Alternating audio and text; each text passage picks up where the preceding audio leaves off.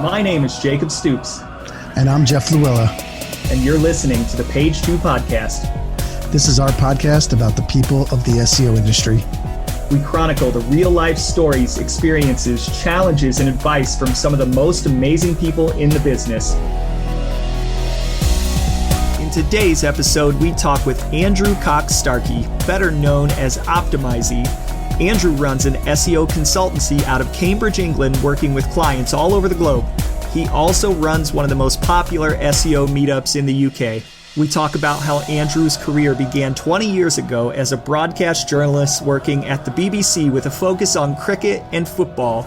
That's the UK football, not the United States football, and how the emphasis placed on creating fresh and timely content around sports stories of the day really opened his eyes to the power of building traffic online. Additionally, we talk about his time as the web editor at Newsworks, his management of the website for the Marylebone Cricket Club MCC, which I believe plays at Lord's, which I know nothing about because I'm just a stupid American, how it all led him to found his own SEO consultancy, Optimisey, what it's like running the Optimisey SEO Meetup, his Optimisey video series, and more. We also touch on the news that Google has started dropping a site's normal snippet when a featured snippet is displayed, pretty big development, as well as the sunsetting of the support for datavocabulary.org as a schema language. And last but not least, we dive into a few overlooked SEO fundamentals. So get your popcorn ready as we tell Andrew's SEO story and have another great roundtable discussion.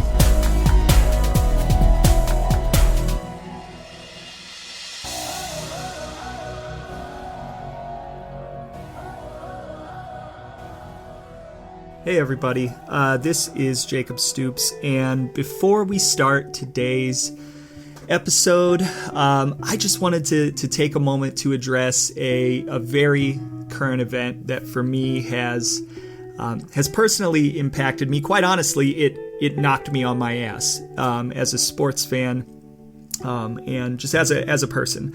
And I'm not usually the kind of person to kind of talk about these things, and if you're thinking this is an SEO podcast, like just talk about SEO, you're absolutely entitled to your opinion, and you can feel free to skip ahead and just get straight into the episode. I will say I speak for Jeff as well. One of the things about both of us as people is we're very into sports. And if you haven't heard the news yet, gosh, I'm sorry to be breaking this to you. I'm sure you probably have, but yesterday, Kobe Bryant, famous, iconic basketball player, was killed in a helicopter crash. And upon hearing the news, and not only that, 8 other people, one of them being his 13-year-old daughter, were also killed. And I'm not here to be a news reporter or anything. Definitely not trying to make light of the situation.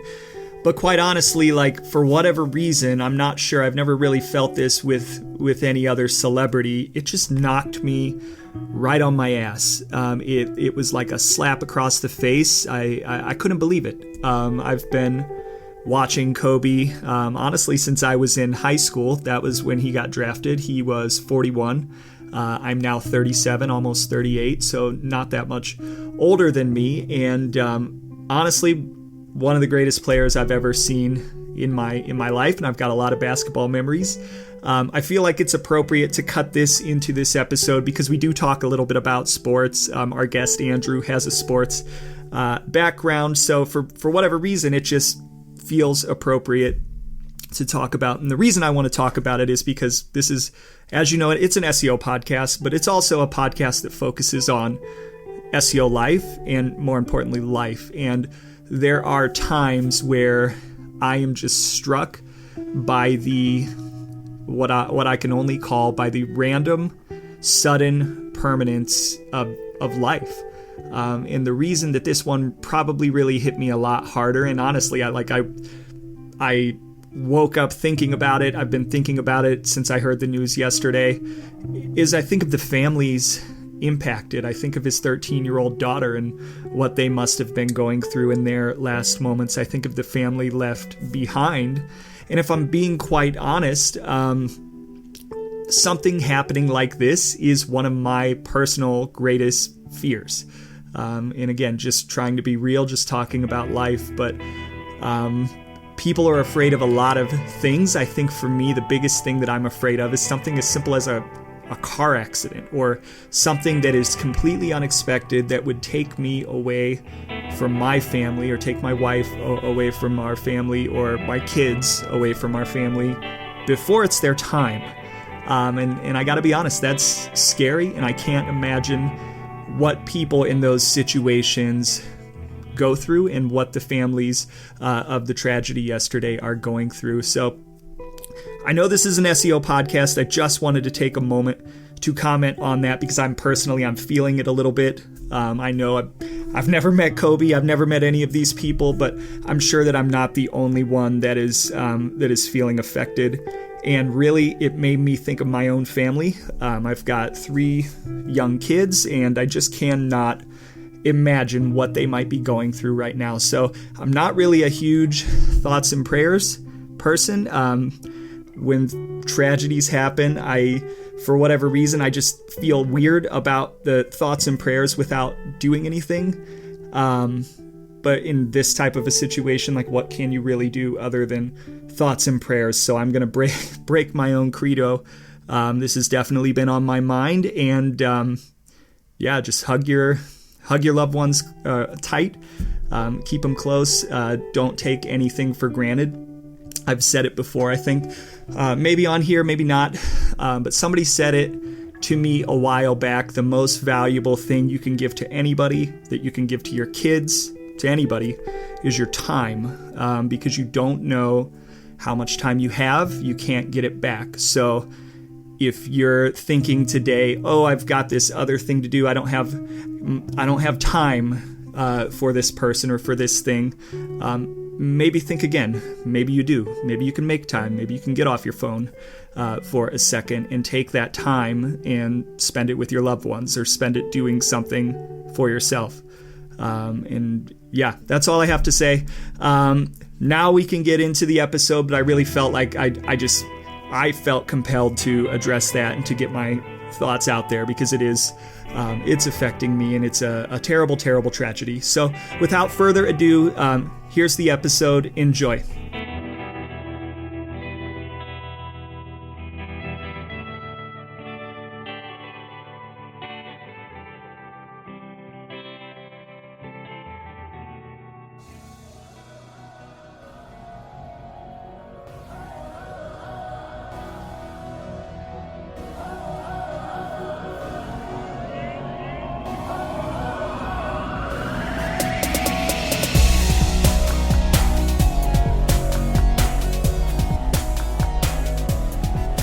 Hey everybody, this is Jacob Stoops, and we are back with another episode of the Page 2 podcast. And as usual, I'm joined by my co-host, Mr. Jeff Luella. How's it going, Jeff?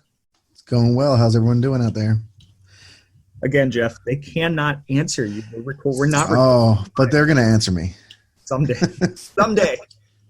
And when somebody does, you're going to be scared because it's going to be a ghost. Just tweet back at me and say, how you doing? All right. And we are joined by Mr. Andrew Cock-Starkey, better known as Optimisey. Hi, guys. Andrew, do you ever feel like people don't know your last name because most people think of you in the realm of Optimisey? Yes, and I don't think that's a bad thing. Okay. So my surname is an interesting one. So the cock thing was fun at school. Sure. So being known as Andrew Optimisey is fine by me. Okay.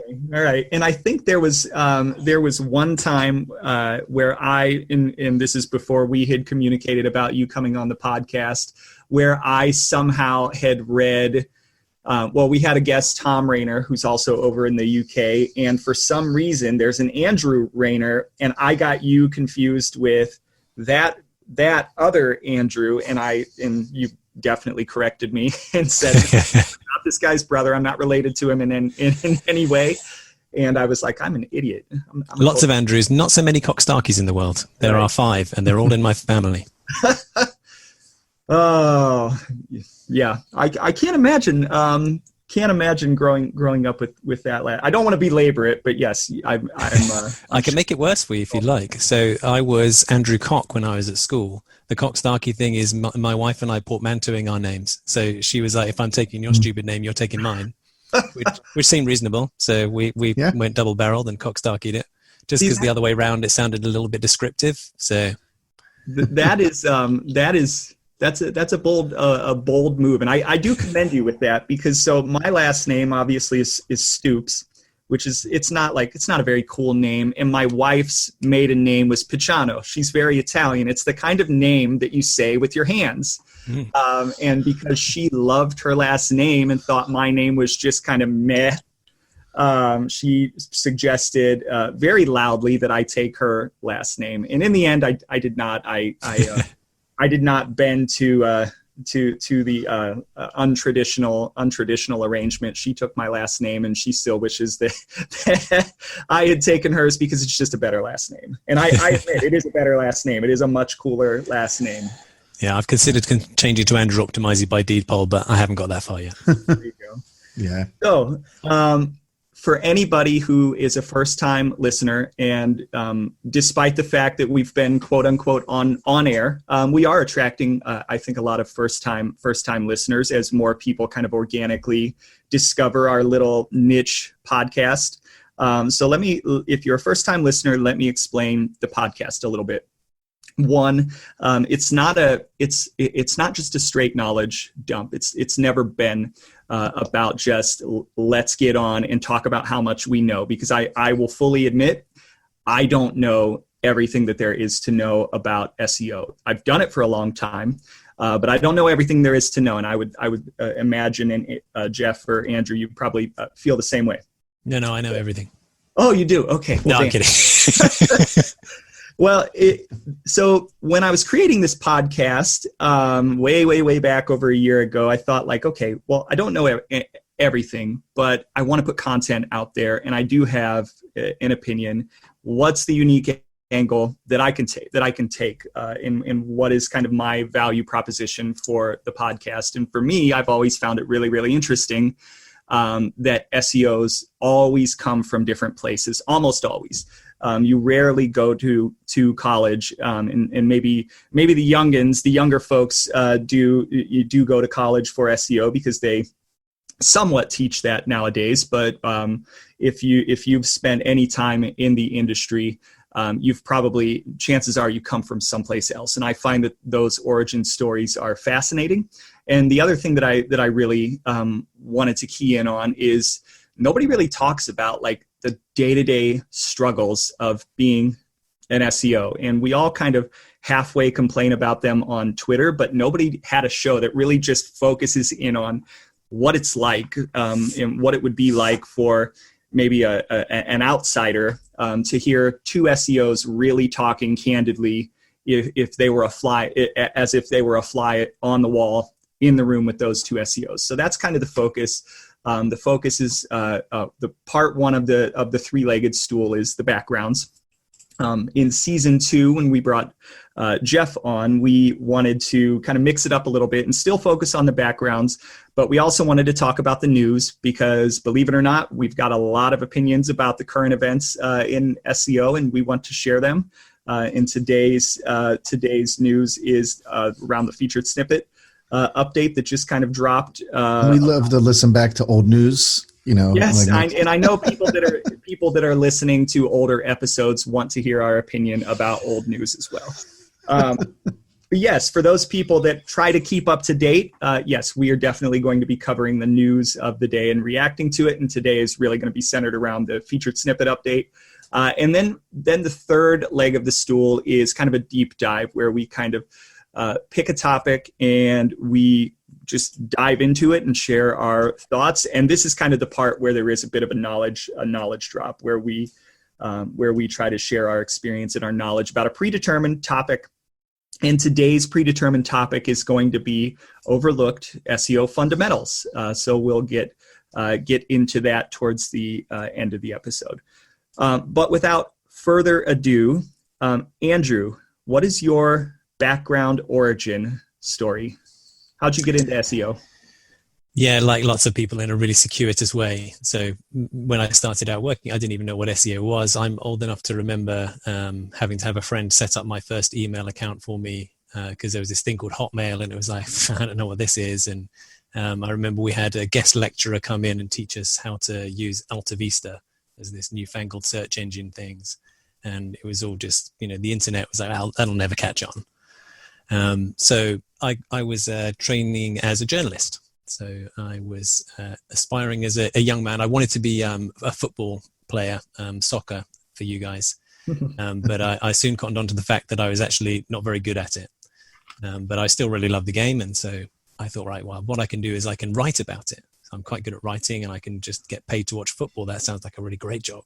So I was going to be a journalist and studied at university, went to work for the BBC, who most Americans, you guys heard of the BBC, right? So that was a really big deal for me, going to work for the BBC and getting paid to sit and watch sport, and that was great.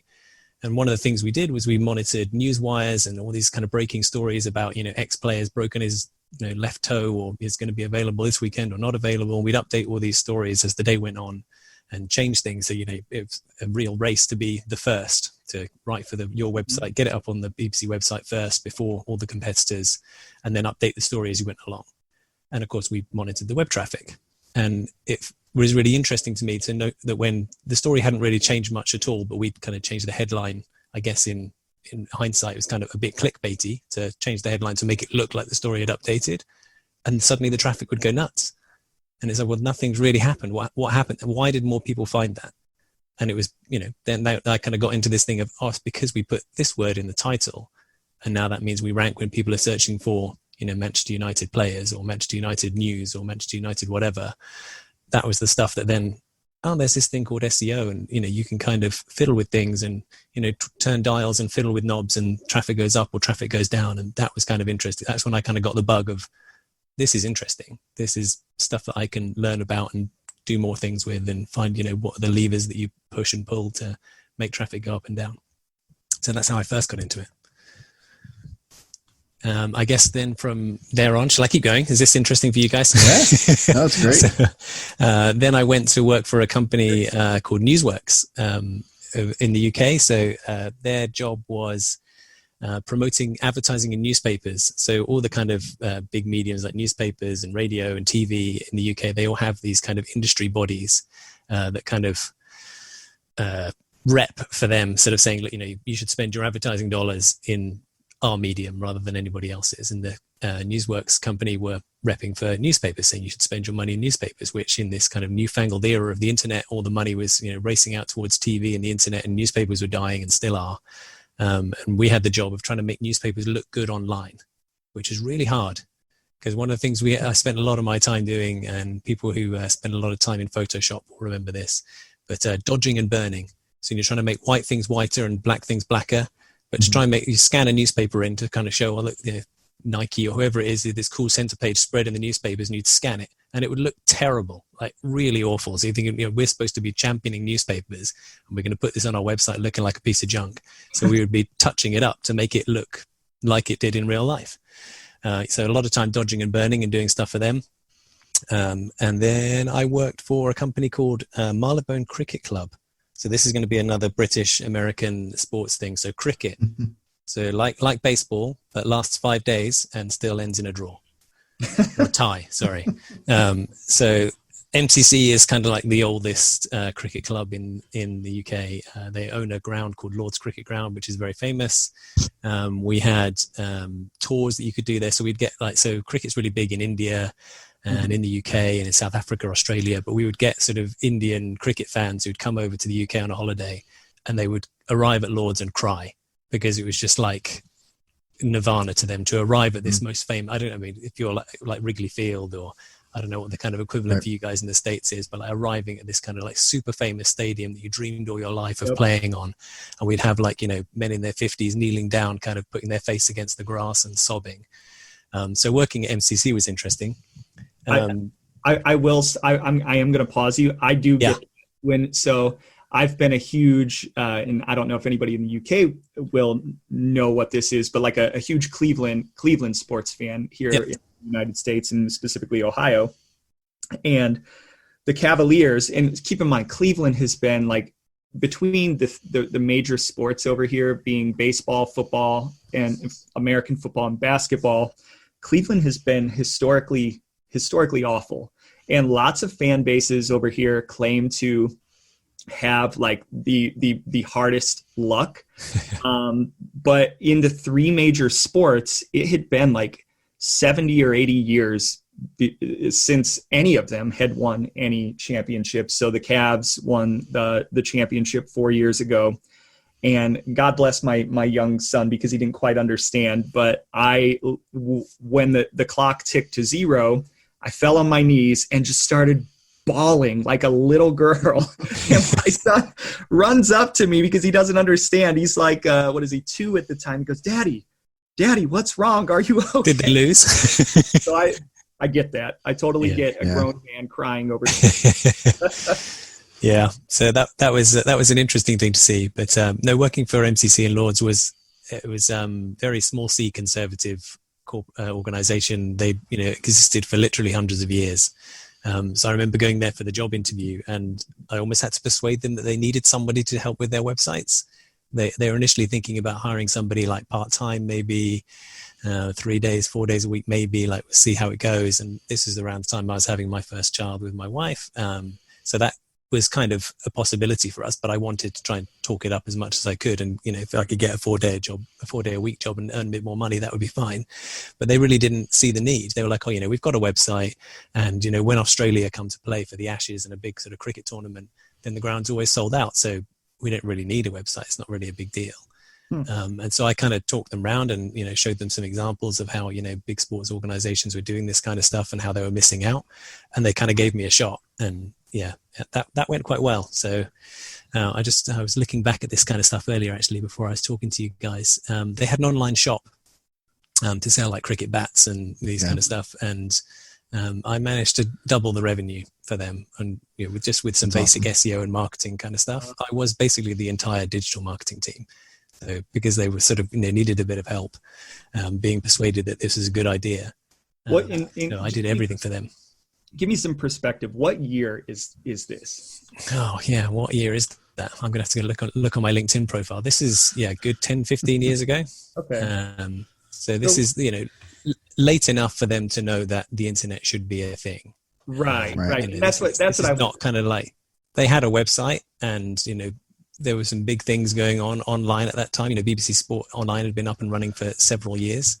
So this is like 2007 I started there. So internet, this is late enough for them to know better. Well, right. The internet wasn't at risk of just collapsing. No, this wasn't this brand new thing. Pretty damn important. It still is. And it's funny that you say that, because it's 2020 and there are still companies that we run into that think they don't have to really pay attention to not necessarily their website. I think most companies are like, yes, we have to have a website. I get that. But their SEO and their organic strategy, and not just SEO, other channels too. But I find it amazing that like 15 years ago, when this was a little bit more of a realistic conversation, not the having a website, that was stupid, but having an SEO strategy 15 years ago was still somewhat new, but like we're still having the SEO part of this conversation in 2020 with many brands, which is crazy to me. To a degree, it's like an element of complacency. Like, they were really super famous and still are. Yeah. So like, when you search for Lord's Cricket Ground, guess who ranked number 1? It was them. Yep. When you search for things to do at the weekend, not so much. Yeah. So there was that kind of stuff showing them the value of that kind of thing as well. And there was all sorts of fun and games there with sort of keyword things, because so the Ashes is a really big cricket tournament. So England and Australia play sort of once every 2 years or so for this big competition. It's a 2-team tournament. It's always just England, Australia. We play in Australia. Then 2 years later, they play in England. It's a really big deal, very big rivalry. And there's a lot of history about like why it's called the Ashes.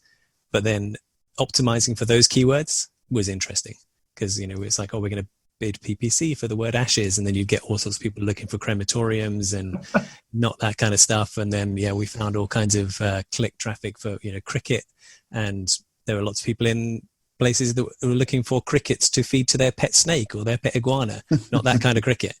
So just all that kind of stuff. That was when I was still kind of learning a lot about SEO and keywords, and overlaps of different things, and the searcher intent was just a whole new concept at that kind of time for me. So that was still like, me learning a lot about that kind of stuff. Yeah, here in the States, I was lucky. A company I worked for about 10, 15 years ago,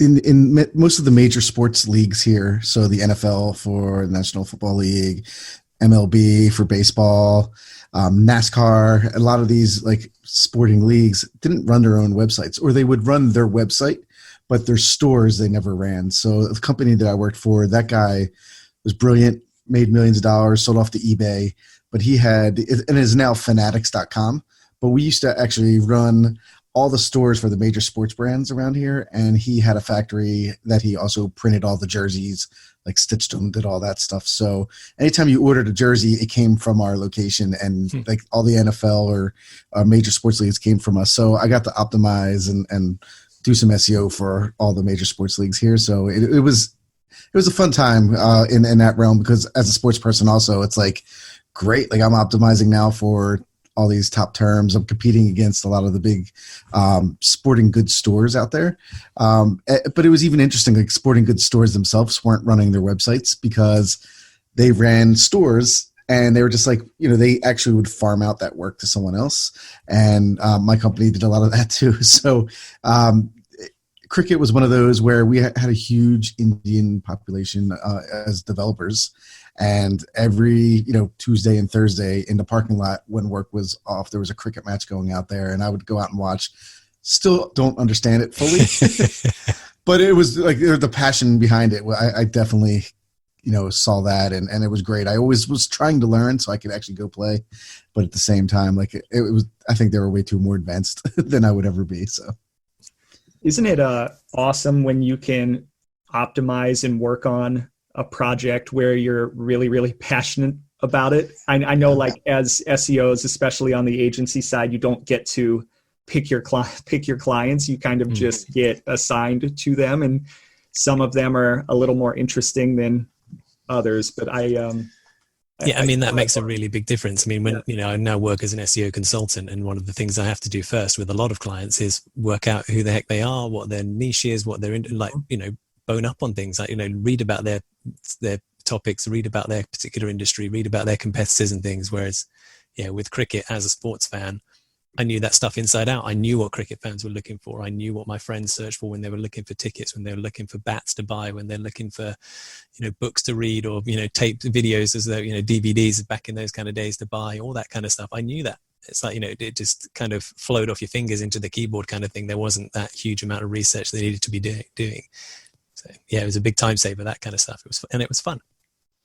So, Andrew, what made you start your own company? What made you start Optimisey? Or is there something in between the cricket and you starting Optimisey that I'm missing? Yeah, I mean, there's a couple of jobs I did in between, but I won't bore your listeners with my entire CV. But it's like I've always had an itch to kind of run my own business and work for myself. I think a lot of people have that kind of itch and that urge. And I was starting to get to that point in my career where you start getting promoted away from doing the stuff and more into the kind of management of people doing the stuff. Because it's you kind of, you know these things, and you've got enough of a background in these kind of areas, so you can manage these 5, 10, 15 people that are doing what you used to do 5 years ago and help them get to where you are now. And that was great, but it was kind of frustrating. So that kind of provoked the itch a little bit.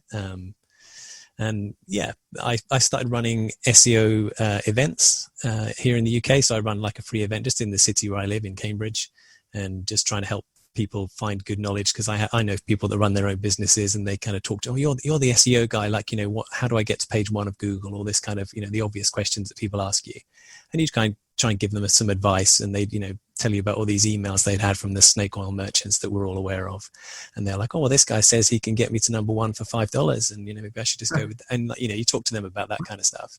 And I was like, right, there's got to be a better way to do this. I need to get good information to more people more quickly. I'll do an event, and I knew some people in the industry who would, generously give their time to come and talk and, help people understand what good SEO is. And one of the kind of nice upshots for me from that was that a lot of people were then coming to me afterwards saying, all right, that's all really interesting. Can you help me SEO my website? And I was like, no, I've got a day job. I can't do that. But then enough people asked and enough people were kind of coming to me with interesting opportunities that I started to do some of it kind of like, side hustle, as you guys call it over there, like kind of weekends and evenings, building that up. And it was actually, I could make a go at this. I could actually get paid just to do this full time and nothing else. And that was really appealing. That's great. So you started the event before you founded Optimisey. So lots of people have said to me, when you started running the events, like, was it always your kind of secret master plan to spin off your consultancy off the back of it? Because that was genius. And so like looking back, I want to say, that was absolutely my plan. It wasn't complete fluke at all, because that makes me look like I was way more organized and planned about this, but it was total fluke. So I just wanted to run the SEO. There's a big SEO conference here in the UK called Brighton SEO. And I'm like a devotee. Yeah, I mean, you guys, it's a small thing. It's not a big deal. And I was a devotee for that. I just go to that as often as I can manage. And, the one thing I thought about that was like, it's just not often enough. It's like twice a year. I want it all the time. And those are my people. And this is the kind of thing, the buzz and the atmosphere. And I was like, I want this more often. And wouldn't it be great if it was down the road from me? And then I thought like, if I want this to happen, maybe I should make it happen rather than just wait for someone else to do it. Yeah. So we have to ask. So we've had a couple of people on, and there are a couple of guests coming that have organized their own conference. So Ian Howells, Nick Eubanks, both with Traffic Think Tank, and have been putting on Traffic Think Tank live for a couple of years. You guys had a bit of an all-star cast, and then you get people like me as well. So. That's not the way we think about it. The way that we book guests. Honestly, at the beginning, I just compiled a massive list of SEOs, and then as it's been happening, it's been just very organic. Like, hey, I bumped into this person, or I bumped into that person. This person referred this person, so on and so on and so forth. And my plan is to eventually get to everybody. But the question that I was going to ask is, what's it like to, in your perspective, to put on an event? Exciting, challenging, exhausting, unforgiving at times. Like, everything. Like, so my event is nowhere near the scale of Brighton SEO. I mean, Brighton, they get like sort of 3,000-4,000 people coming from all over the world. The biggest attendance I've had at Optimisey events is like sort of 90. So we kind of push towards 100. That would be great. But it's all on me. Like, everything from the AV to, seating arrangements to pizza arriving on time, to speakers showing up on time, cabs for this, all that kind of stuff. It's all on me. So that kind of pressure is exciting, but it's terrifying at the same time, but I enjoy it. Well, and that's still like, I feel like for an event or a meetup, that's a fairly big audience. That's a lot of people to pack into a room, and that's a lot of responsibility. And I guess my question to you would be like, if you were giving advice to any of our listeners who might be thinking about starting, I'll just take me. If I'm thinking about starting the Columbus SEO meetup, what advice would you give me? I would say get the right people involved early. So if you know the right potential speakers, or whether it's like you and I've got my buddy Jeff and I'm going to get him to come and talk, having those kind of people, that kind of network to help you spread the word really helps. So I was very lucky. So like the second ever event that I ran, Craig Campbell, who's kind of a big deal in SEO, he came down from Glasgow, which is like the next country from England, and came and gave his time to come and deliver an amazing talk. It was extremely controversial about like black hat techniques and what are these kind of things that these nefarious people do. And he was really entertaining and just really generous with his time. But like having that network and having a name like Craig come really helped. Yeah. And that kind of put me on the map a little bit. And then more people go, okay, well, maybe this event isn't just kind of like, some nerd in his front room chatting to his friends, which, in my head, it probably was going to be. It was like slightly embarrassing the first event when I was like, what if nobody shows up? It's just going to be me talking about SEO on my own again, same as it is most evenings. My wife would tell you all about that. But yeah, that kind of stuff really helps. And then, getting the support locally really helps. So there's a recruitment company locally that, they know that networking events are A big thing that people go to when they're kind of looking to change jobs. They're looking to upskill, they're looking to connect with the right people. So hooking up with a recruitment firm who then, sponsor the event to mean that it doesn't then make a loss. That means that, I'm not just, paying money to get people to come and eat my own pizza and learn about stuff and then leave. How do you go about doing things like finding the venue? So again, that came down to like networking. So being connected to people in the city and talking to people at co-working spaces to find out, because networking for me was still quite new. Like I was still one of those people that the idea of networking kind of brings you out in a bit of a cold sweat. And you think it's going to be a bit icky, and you're just going to get carpet bombed by people trying to sell you stuff. But it was talking to people that go to these kind of events, like to find out these places that do have an auditorium. Well, did you know that this place has got a room around the back that has got really cool AV setup, and like they're happy to let you have it, or like they'll give you a small price for it, that kind of stuff. So again, that I've had 2 or 3 different venues that I've tried out, and again, that's the unforgiving part, because there's never the right venue, there's never the right food. The biggest complaint I get for the free event that I run, we get these amazing speakers in. The biggest complaint is about the food. All the time. Like, not enough food, too much food, not vegan options, no gluten-free options. I didn't like the flavor, all that. It's crazy. But so I used to run a homebrew group. So I brewed beer at home for a long time, and I had a couple friends who did, and we decided, hey, let's start a little meetup where we can meet other people in our area that would do it. And little did we know that, like, our first meeting, we had like 35 people show up, and finding the venue was kind of interesting because we were always went to our local pub, and we just asked, we were kind of friends with the owners just from going there, asked him if, like, he had this little room in the back, can we just use that for a meeting? He really liked the idea. Like, it was bringing somebody in on a Tuesday night when it was a slow night, things like that. We grew pretty big, but one day he just came to us and said, I have a whole upstairs room that is just full of junk right now. If you guys help us clean it up, you can have all the meetings up there. And it was like 3 times the size of the space there. And we just lucked out on that. And it was kind of funny with the food, as you were saying that, because he loved having everyone there, that he would cater it for us. And it was always just like finger foods from a pub. So nothing major. There was a bunch of like home brewers that brewed beer, so we didn't worry about gluten too much back then. But yeah, sometimes just finding like the right spot is just happens sometimes. Like, that's how we kind of lucked into that to be able to do that. But running that meetup was interesting because we ended up getting like 300 members on our site that were like, and it would come. We could hold about 75 people in there, and it was packed. Standing room only most of the times. And finding the speakers, I mean, again, it wasn't SEO, it was about beer, but that was to me, the fun part was just reaching out to all the brewers out there. And so many people were just so willing to come and talk because they love their job and exciting, like found it exciting. And the one thing I noticed that's kind of parallel by doing this podcast, we reach out to awesome SEOs, and so many of them are just like, yeah, let's do it. And it's because they love to talk about SEO. And so do we. Yeah. So it's surprising. You figured someone like some of the bigger names that are out there maybe they're bigger names because they always say yes. I don't know. But, but me and Jacob were always like, wow, they said yes. That's great. Yeah, totally. I get exactly that. Like, people say, oh my God, how did you get so-and-so to come and speak? Like, so the last event we had Leah Solis come over. And like, people were like, wow, like, how did you convince her? And I was like, I didn't. I just asked her and she said yes. Yeah. There wasn't any like, persuasion or like arm twisting or like, I'll give you this, or like, let me pay your $50 million speaker fee. It was like, would you come and speak at my event? And she was like, yeah, sure. When would you like me? It's amazing.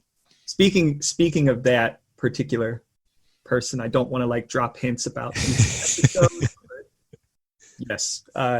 What we were talking about, just asking, having the courage to ask, especially in our industry, surprisingly, for as many different personalities as there are, and no matter what you think about certain personalities, people will take the time, no matter how big or small, to talk. And you just have to have the courage to ask. And we've been finding that out.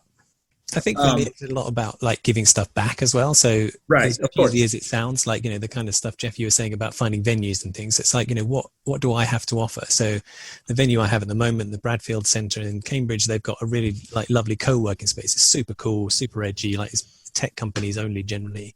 But for them, they're making money by hiring desk space.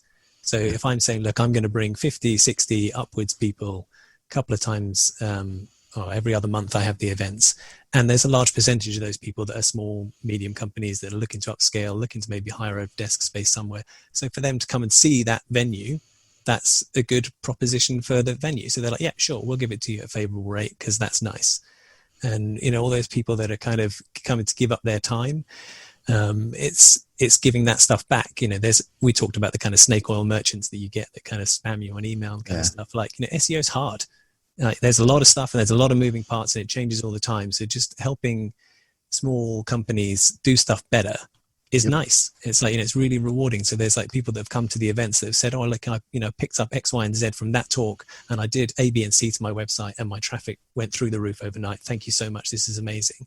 It's like, that's nice. That makes me feel really good. It is awesome. And here in the States, we have a Raleigh SEO group up in Raleigh, North Carolina, and that's Patrick Stocks and J.R. Oaks, and they just work so well as a community and lift each other up that I think if we talk about like SEOs in the United States, half of them are from Raleigh, and it's insane, like how many there are. Something in the water. But people like Patrick, so when I was setting out and like people like Patrick gave up his time, I said, look, I'm setting up this new thing in Cambridge. You've been doing Raleigh SEO for ages.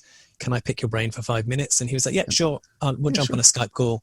Here's some ideas. Here's what so I guess, the answer to your question, Jacob, about, you're going to set up a high-O SEO, that the first thing I'd say is like, talk to people like me. I've done it, and like, don't make the mistakes I did. And here's what I learned. And I can connect you to Patrick, and he's really nice, and you can pick his brain too. And there's loads of people like, Mark Scully, who runs Learn Inbound in Dublin. He was really generous with his time. They're like, wrote me this huge email about, here's all the mistakes I made. Don't make this mistake. Here's all the things that I did really well. See if you can do these too. All that kind of stuff. People are just so nice and so generous with their time. It's amazing. It's that kind of stuff that, on us. SEO gets a bad rap, and kind of SEO Twitter and all the trolls and all that kind of stuff, but there are some really great people in SEO as well, and they're really generous and cannot do enough to help you. It's really great. So before we move on to the news, I've got kind of two final things, Andrew, that I wanted to quickly chat about. One of the reasons that we're having this interview and recording in January is because you've made a transition in your career. So is there anything you want to share about that? Is it still too early? Like, is there anything you want to talk about there?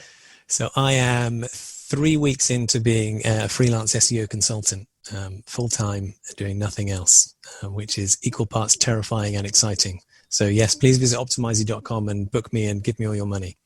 But rampant plugs aside, then it's been an exciting challenge. I mean, I'm still 3 weeks in, so it's all shiny and new. And, I bought myself crisp new stationery, and it's, very exciting having my lovely new desk chair that I bought here, which your listeners won't be able to see, but that was very exciting for me to be able to buy my first office chair to have at home and stuff. It's been an interesting transition, but it's going well so far. And then you also, for those people that don't know or maybe haven't seen it or noticed it, you've been running a pretty interesting video series as well. Is there anything you would want to speak to there in terms of like what made you start it, and for other people considering video as an option to get their message out there, what advice would you give? So the videos that I'm putting up are just the talks from the SEO events that I run. So again, I've been really lucky to hook up with a local company who, produce videos. So they're quite happy to put their wares out there and promote themselves through doing that, again, to a decent audience that might be interested in that kind of stuff. We the first event of the year, actually, we did with a leader. We had them come along and talk about how to make great video. And then a leader taught everybody how to rank great video, because we've all done that, where you make something beautiful and great and you launch this landing page and oh my god, it's the most beautiful thing you've seen since your firstborn, and it falls flat and there's no traffic and it dies. Having somebody like a leader go you through all the stuff about how to actually rank great video, So yeah, there is an Optimisey YouTube channel if you want to go and check that out. But it's just filled with, amazing people sharing amazing things, and it's all for free. And do you think, so you were lucky enough to hook up with a video shop, in you can definitely see the quality of the videos coming through. For any folks without a professional studio, or maybe not the connections to a video shop, is there anything you've kind of like picked up along the way as you've started kind of doing that for those folks that don't have those options available? Yeah, so Mark from Breadcrumb, who do the videos for Optimisey, he did the talk about exactly that. Look, it's lovely if you have limitless budget and you can hire video experts to come in and shoot all this stuff for you, but you can create great video on your phone.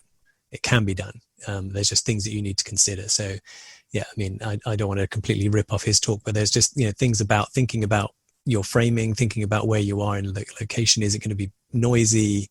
I can see, like, even just while we're on this call, like, pros like Jeff are muting his mic when he's not on the mic because it just clutters the background noise.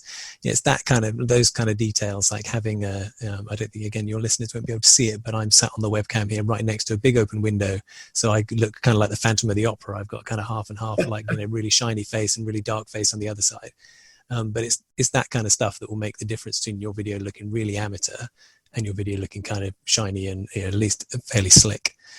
So yeah, just investing in some fairly cheap bits of kit can make a big difference. So like a tripod to keep your camera steady, so it's not just in your hand, unless you want that kind of rugged sort of like all these kind of hustle entrepreneurs do, where they're kind of walking down the street on it's 3 a.m. and they're already on their 5th meeting and their 19th coffee, that kind of stuff. Yeah, if you want something that's going to just be a piece to camera of you explaining something cool that you do, get a tripod. It makes a huge difference. Then you don't have to touch the camera, you don't have to handle the camera. It's nice and steady. People can see you in the shot. And yeah, audio. Like, people get so lost with video, thinking about the video and how great it's going to look and what books they've got on the background shelf to make them look really super intelligent and entrepreneurial.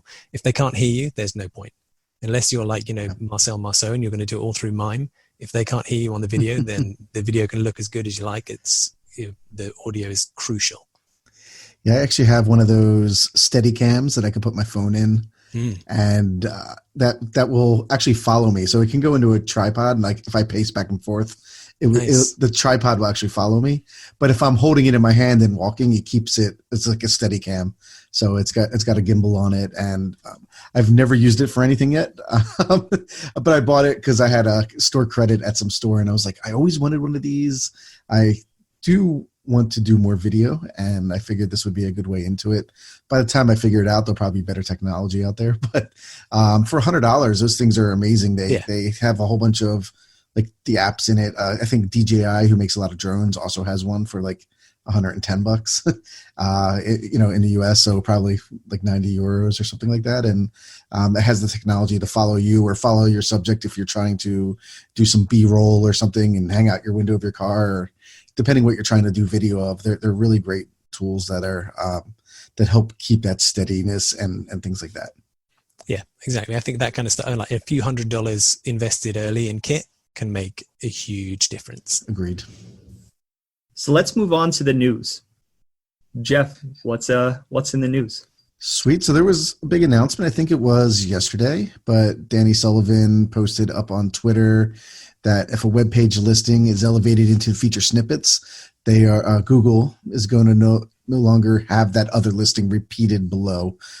Currently, or before this announcement, if you had the feature snippet or position 0, you could also be position 1, 2, 3, or 4 in the listings, which was kind of a repetitive move, but position 0 was always different than the 10 listings. So now if you are up there, they talked about decluttering, which is kind of funny because the other part of the news is that Google has kind of cluttered the listings with a whole bunch of favicons everywhere. And it was always on mobile. Well, not always, but they started off on mobile. Now it's on desktop, which kind of clutters that up. But the position 0 thing, I think, is pretty big, especially if you're trying to, rank for things and knowing that if your ranking tools can track that, and if there's click through, right? Because position 0 a lot of times is giving the answer away. But I didn't know what you thought about that, Jake. I have a lot of thoughts. Yeah. I have a lot of thoughts, as with everything. It's interesting. So we just in the last episode talked about Google's broad core algorithm update, and SEOs getting in a tizzy and clients getting in a tizzy about that and going, oh my God, oh my God, oh my God, when in reality, it didn't really change the strategy very much. Like the day before the update, you still had the same problems as the day after the update. And a lot of times they were way more basic than what was going on with the algorithm. And for the most part, at least what we've seen, I know in the industry, it's a little bit more volatile. Not that many significant changes in ranking, and still the same issues that you needed to work on with your site anyways. With this, I think it's a little bit different. One, I do think it's going to lead to a lot of volatility, maybe unintentionally, maybe intentionally. Not in the way that like a broad core algorithm update does, but in the sense that now that they are essentially taking away a position on the first page, and not by taking it, I don't mean taking it away like having fewer listings. It's a zero-sum game where if somebody loses a spot, somebody moves up. So there will be people that had previously owned both the featured snippet and something within the regular organic results that were getting a certain number of clicks that aren't getting those anymore. Conversely, somebody that was further down the line is now moving up. And I've had a little bit of conversation on Twitter with a few folks, and it does make sense. It does. Like, it doesn't make sense to have the same page be both 1 and 2 or 1 and 3 or 1 and 4. So it does make sense in that way, shape, or form. I'm surprised they didn't do it sooner.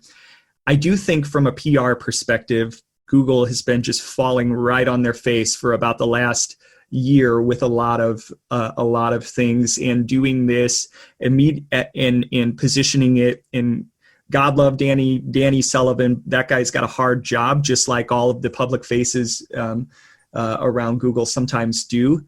Positioning it as a decluttering move right on the heels of introducing favicons when the search results have probably never been messier. Just like, it just makes me shake my head like, what? Like, oh, okay, whatever. But I think there's going to be a lot of flux. I do think now the update that they made, and I can't remember how long ago it was, where they introduced the no snippet meta tag. At the time, I was like, like, why would I want to tell Google not to put me in a snippet? It didn't make any sense back then, but I think now that I can see the full picture, that they were doing that to eventually do this. I do think one of the interesting things about it that I do think companies will have to monitor more closely, if you've looked into any like click-through rate studies. Tim Sulo had a really great tweet in which he referenced Ahrefs doing a click-through rate study where the featured snippet gets 8.6% of clicks, while the first traditional organic listing got like 26. So if you had the featured snippet and the first traditional organic position, well, shit, it might make sense to have the first organic position and use that no snippet tag and get out of the featured snippet. It might make sense. So I think brands will really have to pay attention between the interplay with their featured snippets and have an understanding like, hey, I was position 0 and position 1. Well, shit, now I'm just position 0. Position 1 is gone. Maybe I want position 1 and not position 0. So I do think that there's going to have to be some choices made with respect to utilizing a different approach or a no snippet tag or whatever. But that's my thoughts. Andrew, what do you think? Yeah, I agree a lot with what you just said, actually, Jake. It's a kind of interesting one about that, the value of position 0. I mean, I think for a lot of SEOs, it's that kind of badge of honor, isn't it? It's like, if you're position 0, then you've won. But actually the business value is sometimes questionable, depending on what the search is, depending on what the intent is, and what's getting pulled into that snippet, that kind of stuff. There's been lots of hair pulling about these kind of 0-click searches and Google's giving the answer away in the SERP, and what's the value to the business of that kind of stuff is really hard to quantify though, right? I mean, it's got to be pretty good for your brand to be the answer when somebody says that what is the best X, and the answer is Optimisey, that's not doing you any harm. Sure, maybe you're not getting any clicks, but like being seen as the answer to something, it's got to be pretty good for your brand.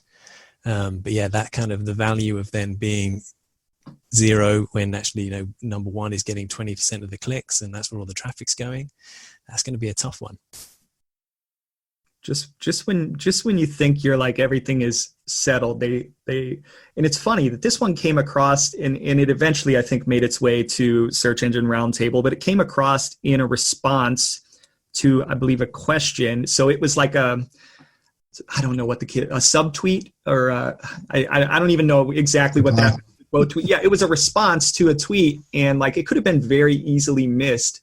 So like I don't think they were trying to like sneak one in on us, but like it could have went under the radar, and then people would have had to notice it out in the wild if Danny had not said anything about it. And it looks like it's been rolled out globally. And I was like, man, they almost snuck that one in on us. Those sneaky. It's that kind of stuff. Like you say, it makes sense. Like, you know, to everybody outside of SEO, that, you know, like my mum searching on Google, it's like, you know, the thing that was in the featured snippet isn't position 4 anymore as well. She doesn't care. She won't even notice. It's exactly. Like, you know, for SEOs, we tend to get very excited about these kind of things. And I don't think unreasonably, because like, you know, if it smashes 20% off your clicks, then yeah, you're going to feel that. You know, if you're being monetized on that and that's what you're charging your clients for, that's going to make a big difference to you. But yeah, for like, you know, the Google reasonable surfer, they don't care. Mm-hmm. So what else is in the news, Jeff? What else can I yell about? Well, as I kind of brought up before too, the whole favicons on desktop. Can we clear this up? Favicons. I think this favicons. Is I think it's. I'm not sure what's right. It's the whole GIF thing all over again. Exactly. Yeah. So I mean, I figured we'll call them the little icons, or make it the rapper version, like little icons. But they. It's interesting because they were on mobile, and I didn't find them as distracting on mobile as I do on the desktop side of things. At the same time, they've kind of moved ads into the same type of format as the natural search listings, and we are seeing. I had a first conversation with a client yesterday where I talked about optimizing their icon because it was like you couldn't read it. And normally I like don't really care about that when it's in like the browser window, but now that it's in there, it just looked like a blob. And I was like, we need to actually get a designer to redesign your icon so that way it looks nicer in listings. And I could see some clients that, so on the paid listing, it's a little black bold and it says ad. If your icon is something that kind of looks like that, you may be mistaken as an ad, which I see some sites kind of looking that way. If I was just typed in like 20 different keywords and was looking at people's favicons and just looking at that and just seeing which ones kind of stood out.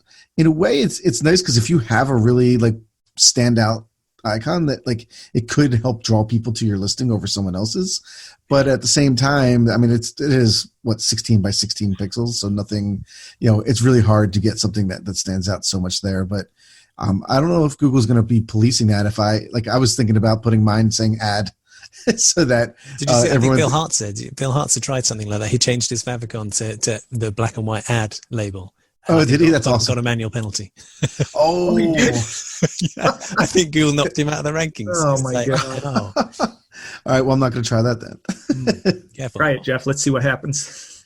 Yeah. Well, I mean, my 5 visitors to my site. Right. A good test opportunity.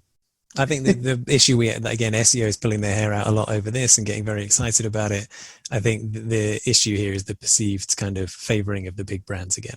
It's like, everybody knows Nike's swoosh and everybody knows these big companies, Amazon's logo. You can just, my 5-year-old could probably draw it. But if you're unheard of, jobblogger.com, then, your favicon makes no difference whatsoever. I mean, Jeff, your kind of point about trying to make something jump out. I mean, somebody is pointing out how well it works for the Google Play Store because their favicon is a big arrow, which seems to be almost pointing to the result. That kind of stuff. That, it's interesting, that kind of stuff. But yeah, the perception of it just favoring the big boys over the plucky tryhards is an interesting one. Yeah, my one client where I talked to them about it, they actually fit their whole like brand name, which is like 20 letters, and squished it down to 16 by 16. And that's where I was like, we need to make this a little nicer. And we realized that it was funny. I didn't even realize they had an app, and they brought up like the app and showed like, oh, maybe we should use this app icon. I'm like, that's perfect. Like, why are we not using that anyway? And that's a whole nother team in the company that no one ever, it really interfaces with. I didn't even know they existed, and things like that. So I was like, great. We have that already made. Yeah, exactly. Silos. So as SEOs, we've moved into Amazon optimization. I think the next frontier is favicon optimization. Yeah, you heard it here first, right? It's going to be a thing. Yeah, let's start a business. I'm sure we can charge for that. So I feel like that's I think the only other thing, Jeff, was the retirement of data vocabulary schema. Yeah. Who? Yeah. That was a general response I got from most people I know. It's like, data who now? And it's funny. I've gotten a couple of warnings in Search Console about it. And I think a lot of it was theme based. Like if you used a WordPress theme, someone might have had that inside of there. I've never personally recommended or used it. But it is good that Google is starting to get rid of some of these others. There used to be micro formats, and there used to be, all these different formats that Google was like, oh, we'll still support. We're not going to add to them, but we're going to support them.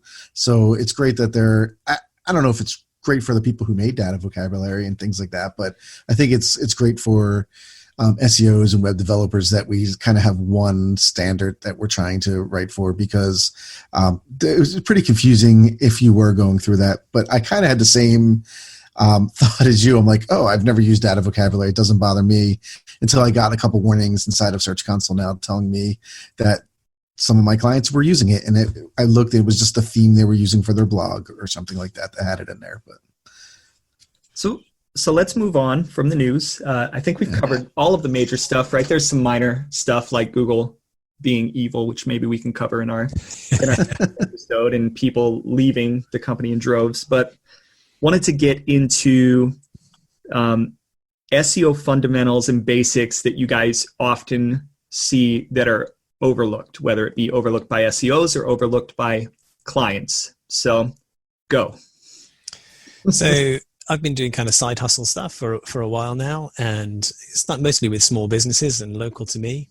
And some of these people, like, they don't know really what SEO is, whether they need it. They kind of heard a little bit about it, and their traffic's gone down a little bit, and they noticed it. And so that's when they start looking around to try and find stuff about SEO. And one of the questions that I've kind of learned to ask early on is, how are you going to know if I do a great job at this? And that often trips up more people than you think it should. So they're going to hire me and pay me, to get them more traffic. And then I say, great, so what's your traffic at the moment? And they go, I don't know. How would I know that? I'm like, well, have you got Google Analytics set up? And they're like, what's Google Analytics? And that's like, a bit of an, oh my God, for us, it's really like, that's kind of, you do it in your sleep. When you set up a website, you put some kind of analytics on there, right? But a lot of these people have, they've kind of followed one of these templates, Squarespace or WordPress, and they've just done it out of the box. And WordPress has some, WordPress analytics in it, tells you how many visitors you had and that kind of stuff. But they don't even know what Google Analytics is. And some of them maybe did set it up, but they literally did it out of the box and they haven't added to it at all.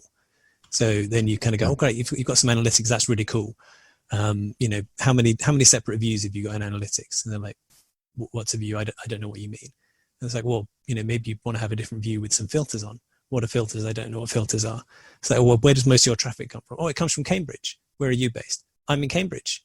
Does most of your traffic come between the hours of 9 and 5 when you're in the office looking at your own website? Oh, yes, it does. You're not filtering yourself out from your own traffic. So, how many of your staff are looking at your website on a daily basis? Oh, we've got about 15 people in the office. And you look at their kind of traffic and it's like, 15 people between 9 and 5 and they're all in Cambridge. And funnily enough, none of them buy anything. Isn't this weird? How many members of staff buy from their own shop? They don't. So it's that kind of stuff where it's like, just out of the box, even before I start looking at SEO, that it's like, look, okay, the first thing I'm probably going to do is make your traffic go down, because I'm going to set up a bunch of filters in analytics to screen you out, screen out the agency that you're using, screen out your mom at home because she, reads all your blog posts religiously or whatever, that kind of stuff. And your traffic is going to go down. Your conversion rate is going to go through the roof because none of those people are buying your stuff. So those are the kind of like, big fundamentals that I see even before I start, that it's like, look, I'm not going to SEO your website until you've got this in place, because, I don't want to do a job for you and then at the end of it have to say, have you ask whether it went well or not.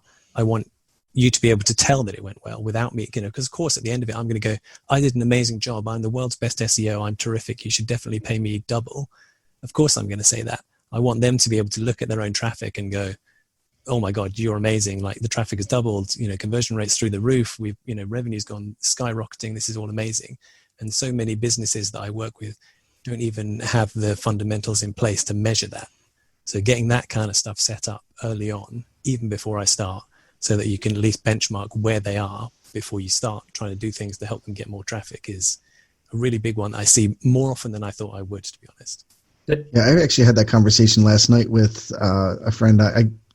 We have like a Wednesday night. We play cornhole, and one of our friends he has a little side business where he makes a product and sells it online, and he wanted some of my help to make it better. And I asked him if he had Google Analytics installed. He's like, I don't know. And I'm like, all right, well, you don't even know how well you're doing. He just looks at everything, like how many people are buying stuff from his website. Yeah. He gets that report. How many orders is it going to fulfill? Exactly. So that was very eye-opening and very basic, that I'm just going to help him out. Like, let's just get analytics on there and see how your site's running. Like, you might be killing it. Who knows? I think that kind of stuff is like, then just the kind of set it and forget it kind of thing that people go, they maybe heard about analytics, so they set it up once, but they literally just do the out of the box. They put the UA code in, that's it. And, then you ask them like, what's a conversion on your website? If I get you 300 more, 3,000 more, 30,000 more visitors a day, week, month, whatever it is for their particular industry, what do you want them to do when they get there? And a lot of them, they don't have e-commerce. It's not that kind of straightforward, give me money. They've got a mailing list, or they've got white papers they want you to download, or they want you to call one of their sales reps or whatever it is. And I'm like, okay, are you tracking that? And they're like, oh, you can track that on the website? I'm like, yeah, okay, you can track that.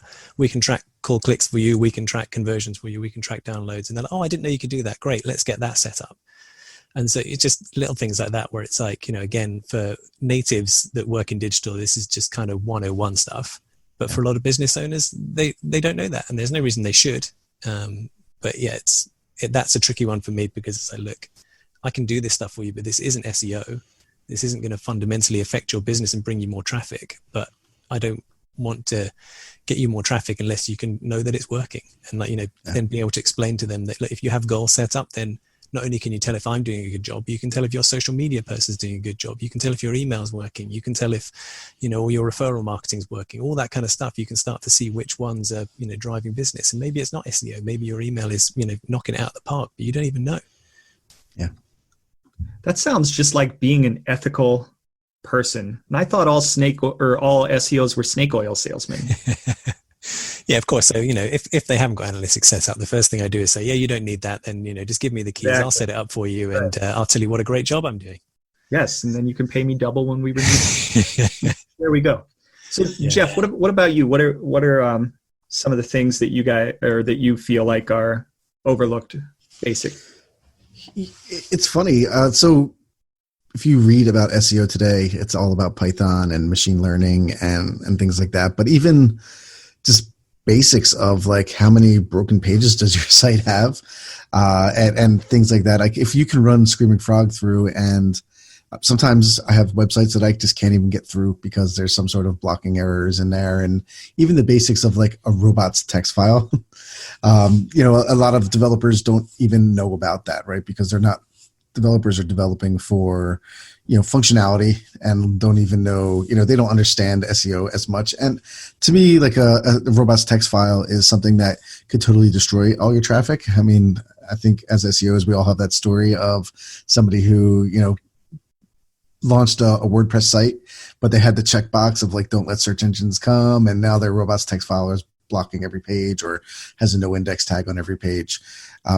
Basics like that, or even title tags. Like I still run into clients all the time that have the same title tag on like half of their website, or the same meta description in there, because it was part of the template, and they don't understand that like they can update that part of it. So, yeah, and bigger clients, right? Like they're making $10 million a year online, and I don't know how they're doing that because all their pages say the same thing on it. So do they all say homepage? No, the homepage will say homepage. All the other ones will say they're just a brand name. And I actually just had this conversation yesterday too with the client with the favicon because there's like some new people involved. So they were like, why does this page have a title tag of this? And I'm like, good question, because we've given your company like optimizations all throughout the year, and their developers just couldn't get the title tag put in. Like their system isn't as easy or something. And those were those are like the basics of the basics, right? It's which sometimes people overlook because you're getting way more advanced into. They have a JavaScript framework running like half of their website, but they can't update the title tag to it because they went way too advanced without actually thinking about the basics.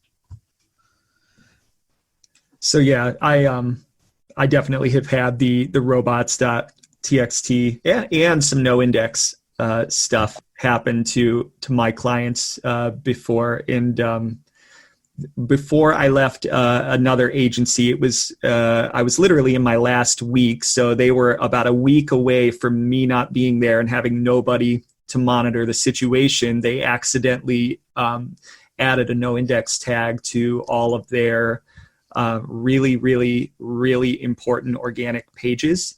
And it was a developer who, God bless developers, they just didn't know any better. And they put the tag on because they thought they had to. And so those pages got no indexed. And luckily I made a habit of crawling the website and had that tag stayed there. These pages represented many millions of dollars of revenue for them every day.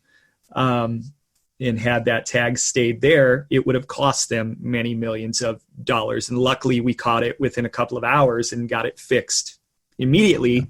So saved them millions of dollars.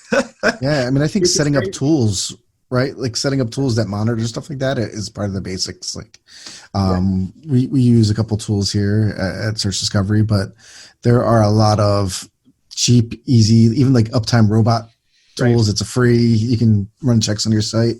There's a couple. I think Merge has one that just checks my robots all the time for me and just tells me if it changes, and then I can go through and see what the change is. So I think just there's a lot of free tools that you can set up, and they're very basic just to look for those disastrous type of things. And they make you look really good, though, right? So I mean, I have we use Little Warden is a similar kind of thing. So. There was a client of mine that I hadn't worked with for years. I did some stuff from them ages ago, but I still had Search Console access for them. And so Little Warden was monitoring their website and their site went down and they didn't notice.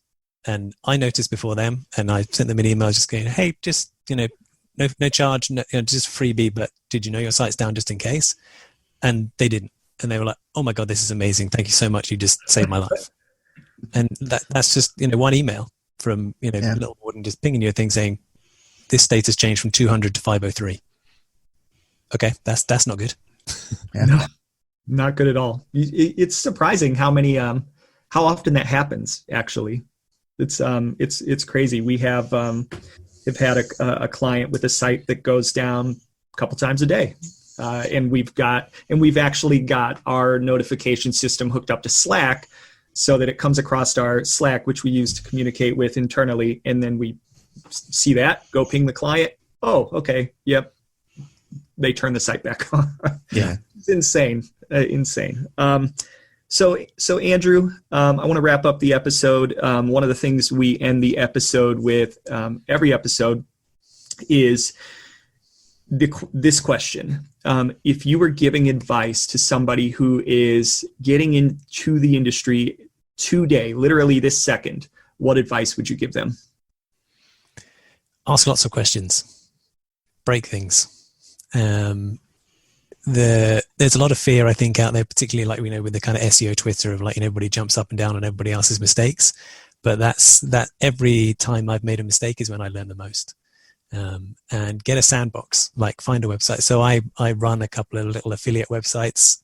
They just about cover their own bills in terms of server costs and things and host names and stuff, but it's more just for kicks and giggles really.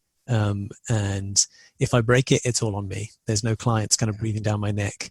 If traffic doubles, if traffic halves, if all my affiliates drop off a cliff, it's all on me. But that's the stuff where I learn things, and there's ideas I have, and I try stuff out, and some of them are really bad and some of them are really great. But it's that kind of stuff where, if you've got a sound, if you're just starting out in SEO, find a thing that you know a lot about. If it's baseball or soccer or baking or crochet or whatever the heck it is, and try and rank it. Just set yourself up a free website on WordPress or Squarespace or whatever the heck else it is you want to do. Get yourself a cheap domain, throw a site up there, try and rank it. That's how you learn stuff. Break it. Try and break it on purpose, and then try and fix it. That's where all the times I've done that kind of stuff is when I've learned the most. And I think it's good advice for. It's funny. I feel that I'm working with a lot of clients. I actually want to go back to building some of these sites again, just to try out all the new things, because there's things that I don't want to try on clients right now. So, sometimes it's great when it's your own site, because you can just put itself out there and you actually can get the implementation done and things like that. So, I think new or old in the industry, have a site that you can try to rank things on. That's great. Absolutely. Definitely great advice. Andrew, where can people find you? So I spend far too much time on Twitter. So I'm on there as @Optimisey. Optimisey.com is the website. Optimisey is the YouTube channel. Optimisey is I'm optimizing on Instagram, not so much unless you want pictures of my new puppy. I don't put a lot of SEO stuff on there, but my wife decided that 3 weeks into launching a new business, what we really needed was a puppy. So we've got a puppy. So if you're interested in dogs and not SEO, then look me up on Instagram. But otherwise, probably on Twitter is the best place to find me.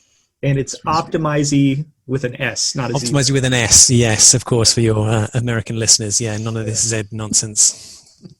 So if you're looking for a good SEO consultant, Andrew, do you consult for folks in the US, or is it just mostly UK based? Yes, I do. I consult for people wherever they are. So I was speaking to one client in Vietnam, and I'm currently elbows deep in an audit for a client who's based in Washington, actually. Awesome. So yes, if you are a person, a business, whatever, listening to this, and you want to go find a great SEO consultant, hit up Andrew. I think he can help you out. So Andrew, thank you for joining us. We really appreciate your time, and as always, it was a great conversation. Thanks for having me on.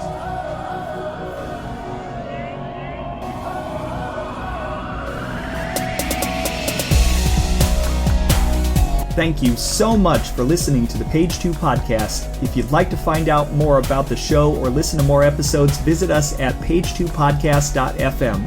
That's page, 2, podcast.fm. Our episodes are also available on a number of other platforms, including Apple Podcasts, Google Podcasts, Spotify, Breaker, Deezer, Overcast, Pocket Cast, Stitcher, TuneIn, and more.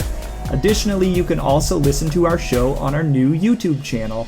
If you'd like to become a sponsor or would like to be interviewed, get in touch with us at thepage2podcast@gmail.com. Until next time, happy optimizing.